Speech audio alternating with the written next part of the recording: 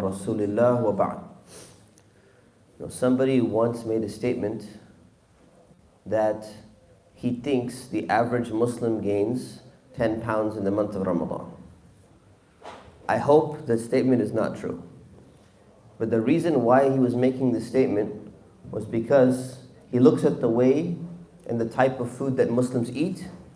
And he says, when they break their iftar and the type of food that they eat, they're probably gaining weight in the month of Ramadan, which is inherently problematic because it means that something is not right about the type of food and the quantity of food that we're eating relative to what we're giving up. So that's why it's extremely important to come back and remind ourselves that our body is an amana, it is a trust from Allah. And a trust is something that when it's given to you, you're supposed to take care of it. And when you return it back, you're supposed to return it back in the same shape or in a better shape than it was before. If somebody loans you their car, right, and you go and you start driving like crazy, you hit some other cars and it gets all messed up and then you return it back and you say, here it is. This is a violation of that trust that the person has given to you. The body that Allah subhanahu wa ta'ala has given us, if it functions normally, if it functions correctly, it's not supposed to be something where it becomes dysfunctional, where you can't, move properly, you can't function properly. Your body the body that we've been given by Allah is something that works very well actually. It's amazingly designed. So this is where it comes back to the hadith of the Prophet ﷺ, where we talked about a few days ago. The hadith about the maximum you should be eating is 1/3 for food, 1/3 for drink, 1/3 you leave for space to breathe. That was about the quantity. But he also said, بِحَسْبِ ابْنِ آدَمْ أُكُلَاتٌ يُقِمْنَ صُلْبًا. That it's enough for a person to eat meals that keep your back up straight. Which means that the type of food that you need in order for you to sustain the nutrition that you need to be healthy so that your body can function, you're not always feeling hungry and you can actually move around properly, that's the type of food that you actually need. So one of the things we need to be doing is that when we're fasting, we need to make sure that the temptation to overindulge in extremely unhealthy food does not become like the absolute worst in the month of Ramadan. Eating a dessert sometimes and things like that, that's fine.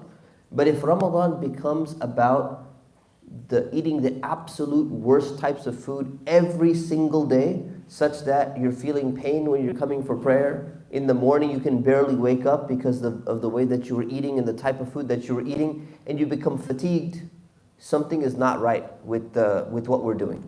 So it's very important for all of us. We all fall into this temptation. We love food. Alhamdulillah, Allah has made food in a way where not only do we need it, but we actually enjoy it.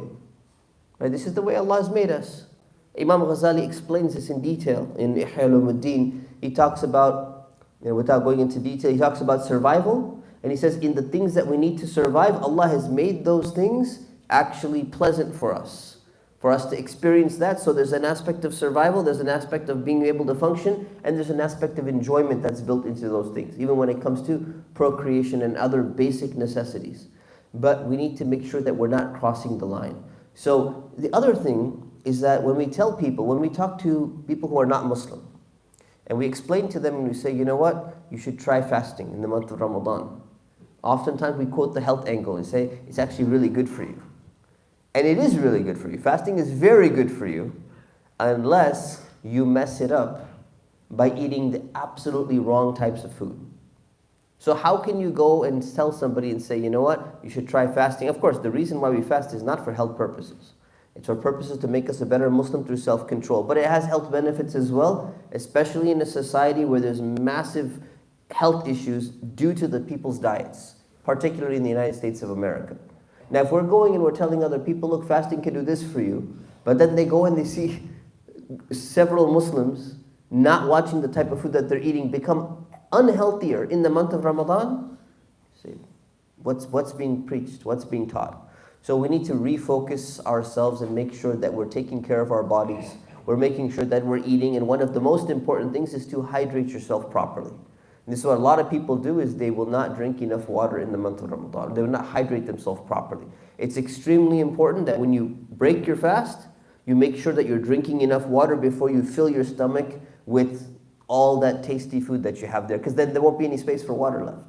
And for suhoor, when you wake up at minimum, you should at least try to have some water, because you're going to need that throughout the day to keep your body hydrated. If you are looking, and this is what these are medical, professionals, they say that if you're looking, when you go number one in the bathroom, if the color of your urine makes it look that you're completely dehydrated, it means that you're probably not having enough water, or you're not having the right type of supplemented things that are going to keep your body hydrated so that the water at least stays in. Go look into that. Go ask a nutritionist and see, how can I get my body to a way where I'm not harming my body in the month of Ramadan.